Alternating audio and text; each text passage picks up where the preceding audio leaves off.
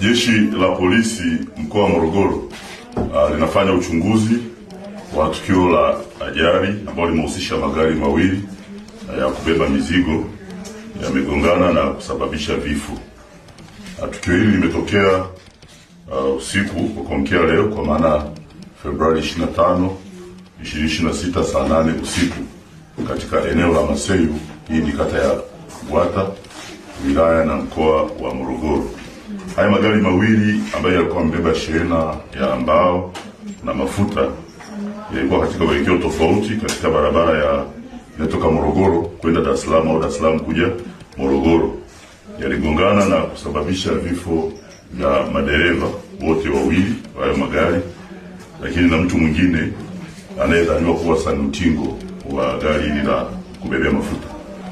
Awali gari la shehena ya mbao lilitokea mkoani Morogoro kwenda Dar es Salaam, ule uelekeo ule. Alikuwa linaendeshwa na dereva ambaye bado hatujaweza kumfahamu, na hata namba ya gari yenyewe bado hatujaweza kufahamu kwa sababu limeungua na kuteketea. Lenyewe liliacha njia na kulifuata gari ambalo lilikuwa na shehena ya mafuta ambalo lilikuwa linatokea Dar es Salaam kuelekea Morogoro, na kusababisha kugongana na kuwaka moto na kuteketea. Jeshi la zimamoto na uokoaji kwa kushirikiana na jeshi la polisi wamejitahidi kudhibiti moto huo na kufanya upekuzi kwenye magari yote mawili na kufanikiwa kupata mabaki ya miili hiyo mitatu sasa, kwa maana miili ya madereva wa pande zote na mwili wa mtu mmoja ambaye tunadhani ni utingo kwenye gari la shehena la mafuta. Lakini mwili mwingine kama nilivyosema ukuta kwenye gari la shehena ya mbao.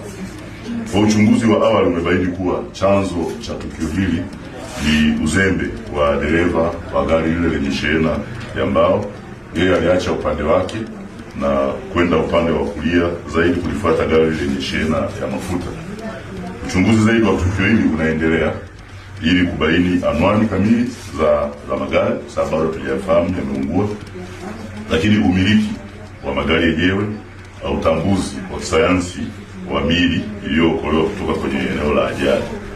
Lakini pia jeshi la polisi kama kawaida linaomba na linaendelea kuwakumbusha watumiaji wote wa vyombo vya moto na watumiaji wengine wa barabara kuwa makini kwa kuzingatia sheria za usalama barabarani ili kuepusha ajali na madhara mengine ambayo yanatokana na hizi ajali.